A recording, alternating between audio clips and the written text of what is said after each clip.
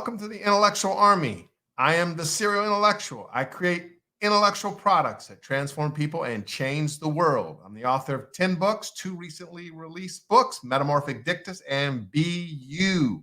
I'm also the creator of 6 original personal development tools. You can find the books and the tools on my website, serialintellectual.com.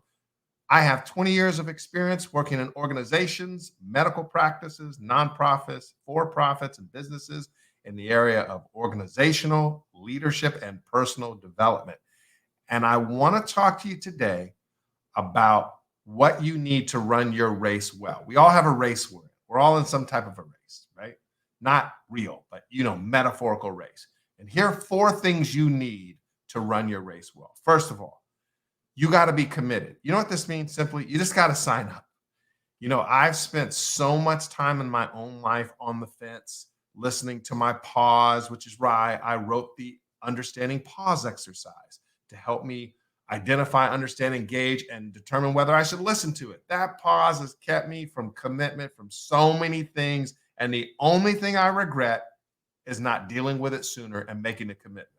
I remember when I was thinking about doing the Ironman, and I used to watch the shows, and I used to talk to my family about it and friends and go, it's a bucket list. One day I want to do it. And I remember going to the webpage and filling out the stuff and being nervous so many times. I never hit send. Oh, it's busy, the weather, I'm not sure, this, I can't swim. And I remember, it was right before COVID, 2020. I signed up for the 2020 Ironman in 2019.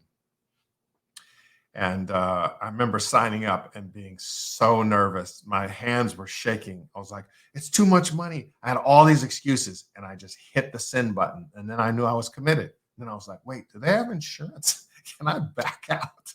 It's like, you have to commit. You got to sign up. You got to buy the course. You got to take the loan out. You got to ask. You got to do it. You got to book the coaching call. You have to do it. You have to just jump in the water. You just got to do it. You have to commit. Number 2, you have to be focused. Now, you know me, I'm a big nature fan. I love animals. I'm going to show you what I mean by focus here. I'm going to show you what I mean by focus. You know what I mean? I'm going to show you what I mean by focus. All right? So I want you to take a look at this. Imagine you're a lion and you are hungry, and there's all these zebras in the field, and you're sitting there like us. You'd never eat. If lions were like us, they'd all just die out, because it'd be like, oh, I'm not sure, our kill ratio is so thin. Most of the time we do this, we fail. Is there another way? Can I YouTube how to kill a little zebra? We would just, if lions had our mentality, there's so many, they're all striped. What do I pick? What about the wildebeest? What about this? It's hot, it's cold, it's this, is it raining? This, that, she's fighting. We'd be so distracted. That's not what you see in a lion. What do you see? This is what you see. Look. You see, when a lion locks in, yeah, I'm a Ravens fan. When a lion locks in, this is what he looks like. He's locked in, like Lamar. He locked in. He's focused. You see the body posture? I mean, he's like locked in.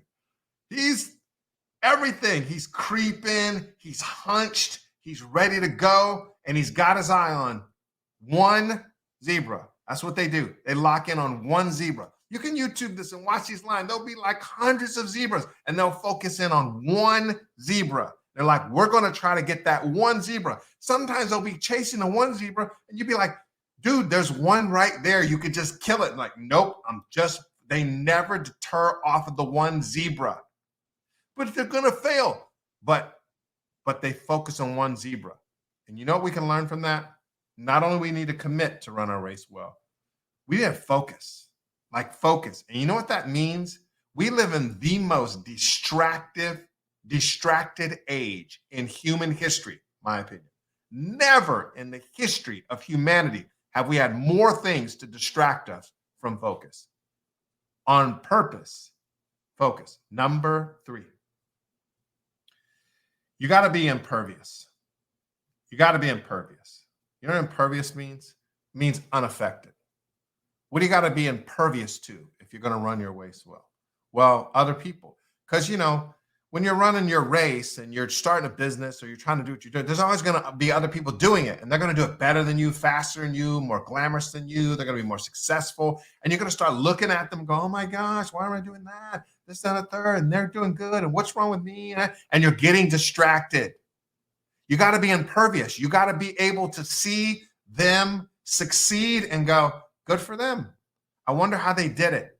I wonder what I can learn from them. You got to see other people fail and go, oh man, that's too bad they failed. I wonder if there's anything I can learn from that. You have to be impervious. You can't go, oh, they failed, so I don't want to do this. I might not make it. Look at all these people doing Ironman and they're all puking. I should quit.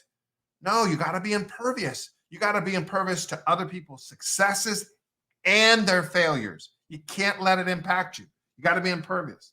You got to be impervious to your own successes and failures. You got to be impervious. You got to be. And the last thing, 4th thing, you have to be okay with being idiosyncratic. You know what that means? It simply means unique. Why do I say that? Because if you commit and you get lion lasered focus and you become impervious, not that you don't feel and not that you don't think things, but you don't let them ultimately deter you from your commitment and your focus because you're impervious, you know what's going to happen to you? You're going to become idiosyncratic. You're going to become unique. And you know what I think?